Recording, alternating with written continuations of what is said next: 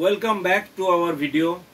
আমরা আজকে একটা আরবিআই রেপো রেট কাট হয়েছে দিন 2-3 আগে, সেটা আপনারা জানেন। আমরা সেই নিয়ে আজকে একটা আপনাদের কাছে আসতে চাই যে রেপো রেটটা কি এবং রেপো রেট কাটের কি ইমপ্লিকেশন আপনার আমার জীবনে আসতে পারে। তো সেইটা নিয়েই আমরা একটা ছোট ভিডিও করতে চলেছি, প্লিজ আমাদের সঙ্গে একটু থাকুন। সেটা হচ্ছে আরবিআই কয়েকদিন আগে আরবিআই রেপো রেট কাট করেছে 0.25%। 6.5% ছিল রেপো রেট, সেখান থেকে কাট করে করা হয়েছে 6.25%। 5 বছর বাদে আরবিআই এই ডিসিশনটা নিল। গত 5 বছর কিন্তু আরবিআই কোনো রেপো রেট কাট করেনি। এই রেপো রেট কাট করা মানে এই রেটে আরবিআই কমার্শিয়াল ব্যাংকে লোন দেয়, কমার্শিয়াল ব্যাংক এই রেটে লোন নেয়। তো লোয়ার রেপো রেট যেটা বলা যায়, আমি একটু ইংরেজিতেই বলছি, lower repo rate means cheaper loan for bank, and cheaper loan for bank means cheaper loan for individuals.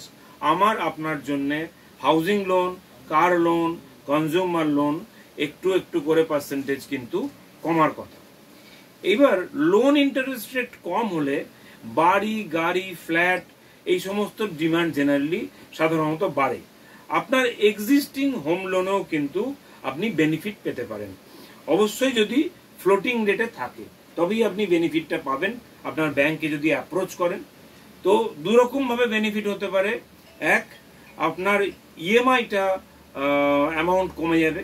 এটা ক্যালকুলেট করে দেখানো যেতে পারে যে 50 লাখের যদি কারোর ধরে নিন 8.5%-এ তার লোন 30 বছরের থাকে, তাহলে কত টাকা ইএমআই। আর এই 50 লাখ যদি 8.25%-এ হয়, তাহলে 30 বছরের ক্ষেত্রে তার কত টাকা ইএমআই। দেখা যাবে ইএমআই কিন্তু 2% বা 3% কমে গেল 0.25-এর জন্য। এটা একটা আপনি ইএমআই কমাতে পারেন। দ্বিতীয় পয়েন্ট হচ্ছে, অনেকেই যারা ব্যাংকে অ্যাপ্রোচ করেন তারা ইএমআইটা এক্স্যাক্ট রেখে তার লোনের যে মান্থ, নাম্বার অফ মান্থ যেটা ইনস্টলমেন্ট পে করতে হবে সেটাকে কমিয়ে আনতে পারেন। দুটোর মধ্যে যে কোনো একটাই করতে পারেন, কিন্তু সেটা কিন্তু আপনাদের ব্যাংককে অ্যাপ্রোচ করতে হবে। আপনার যাদের হাউজিং লোন চলছে তাদের ব্যাংককে অ্যাপ্রোচ করতে হবে, তবেই তারা জেনারেলি এটা করে আর কি। এখন প্রশ্ন হচ্ছে যে এখন রেপো রেট কাট করা হলো কেন? তার কারণ হচ্ছে ইকোনমিক স্লোডাউন। এই মুহূর্তে ভারতবর্ষ যে ফাস্টেস্ট গ্রোয়িং ইকোনমি বা বড় ইকোনমি পৃথিবীর মধ্যে, কিন্তু আমাদের যেটা সেকেন্ড কোয়ার্টারের রেজাল্ট এসেছিল, সেই সেকেন্ড কোয়ার্টারের রেজাল্ট থেকে দেখা গেছিল যে ইন্ডিভার্ট জিডিপি, ভারতের জিডিপি ওই সময় 5.4% কোয়ার্টার 2-তে শো করেছিল। এক বছর আগে গ্রোথ রেট কত ছিল? 8.1%। এবং ওভারঅল দিস ইয়ার যে গ্রোথ প্রজেক্টেড সেটাকেও কিন্তু করা হয়েছে 6.4%, যেটা গত বছরে ছিল ওভারঅল রেট অফ গ্রোথ, সেটা ছিল 8.2% লাস্ট ইয়ার।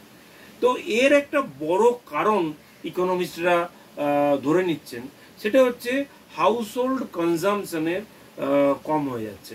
মানে মানুষের হাতে টাকায় কোথাও টান পড়েছে। আমাদের যে বিশাল একটা জনসংখ্যা, তাদের যে পারচেজিং পাওয়ার সেটা কোথাও একটা কম হচ্ছে, মানুষের হাতে টাকা কম হচ্ছে, ওই জন্যে লিকুইডিটি ক্রাঞ্চ দেখা যাচ্ছে। ওভারঅল অল ওভার ওয়ার্ল্ডেই এখন লিকুইডিটির একটুখানি ক্রাঞ্চ আছে। তো এই কারণে আমরা দেখেছি এই বছরের যে ইউনিয়ন বাজেট, সেই বাজেটেও কিন্তু মিডল ক্লাস, মধ্যবিত্ত মানুষদের জন্য যে 12 লক্ষ টাকা পর্যন্ত ট্যাক্স ফ্রি একটা স্ল্যাব করা হয়েছে। ইনফ্যাক্ট যারা চাকরিজীবী তারা কিন্তু স্ট্যান্ডার্ড ডিডাকশন পান বলে 12,70,000 টাকা পর্যন্ত তাদের ট্যাক্স ফ্রি ইনকাম, যারা স্যালারিড এমপ্লয়ি তাদের জন্য। তো এটাও এম হচ্ছে মানুষের পকেটে টাকাটা বাড়িয়ে দেওয়া। তার মানে ওই যে টাকাটা তার থাকবে, ধরে নেওয়া যাবে যে সেই টাকাটা দিয়ে সে এক্সপেন্সেস করবেন বা কিছু একটা বা সেভিংস করবেন, দুটোর মধ্যে যে কোনো একটা করবেন। রেপো রেট কাট 0.25% লোনের ইন্টারেস্ট রেট কাট করা মানে হচ্ছে housing loan, car loan, consumer loan, এতে সবেতেই কিন্তু রেট কাট হবে। এবং সেক্ষেত্রে কিন্তু গাড়ি, কনজিউমার প্রোডাক্ট এই সবের চাহিদা জেনারেলি বেড়ে যায়। এবার এই সব স্টেপ নিয়েও আমরা জাস্ট একটুখানি টাচ করে যেতে পারি। এইসব স্টেপ নিয়েও কিন্তু আমাদের যে স্টক মার্কেট ভারতবর্ষের এই মুহূর্তে যে কারেকশন ফেজে আছে, সেই আমাদের স্টক মার্কেট কিন্তু এত বাজেটেও গুড নিউজ, রেপো রেট কাটও গুড নিউজ, কিন্তু রিকভারি করেনি। তার কারণ হচ্ছে, একটা কারণ হতে পারে যে মার্কেট আগে থেকেই এক্সপেক্ট করেছিল যে 0.25% কাট হবে, এটা ডিসকাউন্টেড করে নিয়েছিল, ফলে মার্কেটে কোনো ইম্প্যাক্ট পড়লো না। আর দ্বিতীয় কারণ তো অবশ্যই যেটা হতে পারে যে এই মুহূর্তে আমেরিকার প্রেসিডেন্ট হচ্ছেন মিস্টার ডোনাল্ড ট্রাম্প, এবং সারা পৃথিবীতে উনি একটা ফাইন্যান্সিয়াল ইনকনসিস্টেন্সির একটা পরিবেশ তৈরি করেছেন। উনি আগামীকাল কি ডিসিশন নেবেন, অ্যাকচুয়ালি পুরো পৃথিবীর বিজনেসের একটা নির্দিষ্ট নিয়ম, একটা স্ট্যাটাস কো মেনটেন হচ্ছিল। এইবার উনি এসে থেকেই বিভিন্ন দেশকে ট্যারিফ ইম্পোজ করছেন, তো তার মানে অনেক দেশেরই এক্সপোর্টটা মার খাবে। দ্বিতীয় কথা হচ্ছে, এর ফলে ওনার দেশে কিন্তু ইনফ্লেশন রেট বেড়ে যাবে। তো ওনার দেশে ইনফ্লেশন রেট বেড়ে যাবে বলে আমেরিকার যে সেন্ট্রাল ব্যাংক ফেডারেল রিজার্ভ তারা রেট কাট বন্ধ করে দিয়েছে। তো ফলে ওনার দেশে একটা মানে গভর্নমেন্ট বন্ডের ইল্ড, সেই ইল্ডটা এখন যথেষ্ট হাই, 5%-এর উপর। তো যারা এফআইআই তারা বাইরের দেশে স্টক মার্কেটে রিস্ক নিয়ে বিনিয়োগ করাচ্ছে, তারা নিজের দেশে হুড়ুর করে ব্যাক করে যাচ্ছে। তো ওই জন্যে আমাদের স্টক মার্কেট এখনো অবধি রিকভারি করেনি, কিন্তু এই ধরনের কারেকশন ফেজ আসতেই পারে। তো যাই হোক, আমরা এই ভিডিওটা করলাম যে আরবিআই এর যে 0.25% রেপো রেট কাট, সেইটা আমাদের জীবনে কি ইম্প্যাক্ট করে সেইটা আপনাদেরকে জানানোর জন্য।